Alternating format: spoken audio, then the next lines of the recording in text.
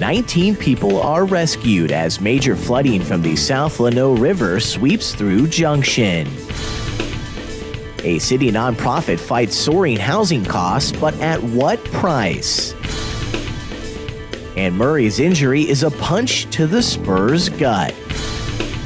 This is your Express Briefing podcast for Tuesday, October 9th. Subscribe to this and other free content at expressnews.com/podcasts. And get each day's top news and sports headlines delivered to your inbox at expressnews.com/newsletters. Monday, floodwaters pouring from the South Llano River engulfed an RV park and overflowed city and state parks in Junction, leading to dramatic rescues of people clinging to trees and one woman who was swept downriver more than 20 miles. And as of Monday evening, several people were still reported missing. The water swept the woman as far as 23 miles from Junction, where a resident closer to Mason County heard her screams from the river and called authorities. Rescue officials spent 30 minutes looking before a helicopter was able to retrieve her. The woman has reportedly been released from the hospital. The South Llano River reached 31 feet in Junction Monday morning, causing the river to overflow its banks and essentially drowning a nearby RV park. 19 people were rescued from the floodwaters, including 7 hoisted up by helicopters. But at least 4 people in town remained unaccounted for Monday evening as the floodwaters were heading downriver towards Mason and Llano.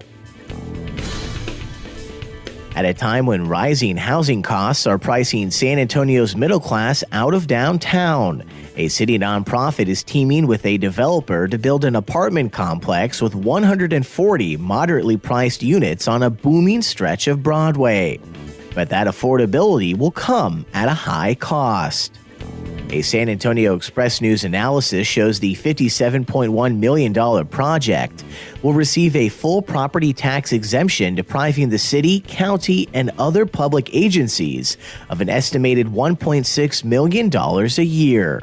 That's about $11,500 in foregone tax revenue for each income-restricted unit at the complex, which Cleveland-based NRP Group is building in a partnership with the San Antonio Housing Trust Public Facility Corporation. Some of San Antonio's biggest redevelopment projects are being built with the help of the PFC, with the tax breaks granted to the PFC's complexes projected to cost public agencies about $28.9 million in property tax revenue per year.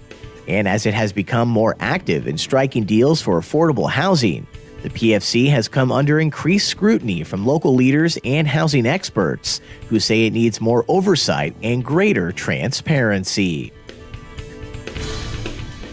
And after what-ifs for 18 months, Spurs fans have yet another missed opportunity to agonize over after the news that DeJounte Murray, the dynamic third-year point guard billed as a key to the Spurs' plan to move on from the era of the Big Three and Kawhi Leonard, won't play a single game this season.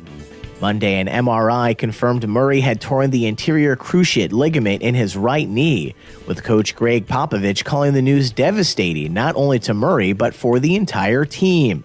And although he stressed the need to, quote, just carry on, it won't be that easy. On the bright side, Spurs have a candidate who is starting to generate some of his own belief in Derek White, who, following the news of Murray's injury, unlike last season, likely won't be spending much time in Austin playing in the developmental league. And that's your daily San Antonio Express News briefing for Tuesday, August 9th. Subscribe to this and other free content at expressnews.com/podcasts.